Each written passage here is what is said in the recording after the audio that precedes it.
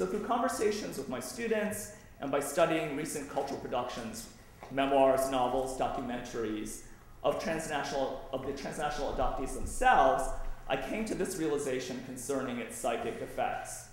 Unlike first-generation Asian immigrant parents and their second-generation American-born children, who typically negotiate problems of immigration, assimilation, and racialization as intersubjective and intergenerational conflict, the transnational adoptee often struggles with these problems in social and psychic isolation.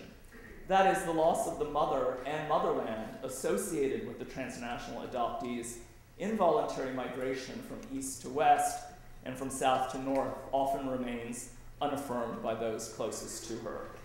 In Diane Borchellin's documentary, First Person Plural, for instance, the adoptive parents' joy at the arrival of their new Korean daughter affectively overwrites the young girl's sorrow and her terror. And so I'm going to show you this 2-minute clip from First Person Plural, which came out in 2000.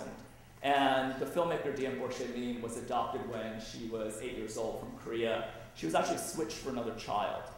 And she says to her adoptive parents, you know, I have a family in Korea, brothers and sisters, and they say, no, no, no, that's just your fantasy, you're an orphan, and we have the papers to prove it. And so she gets older, she grows up, she suffers from clinical depression, and then she starts to investigate and realizes that, in fact, she has been switched.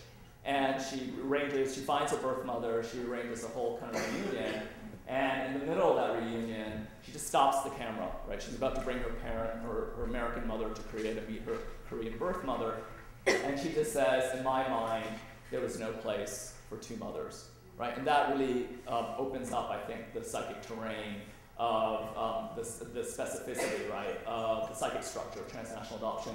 How is it that we create space in our mind for 2, 3, 4, as we said, mothers, right? Because of the way in which kinship and family is mutating before our very eyes.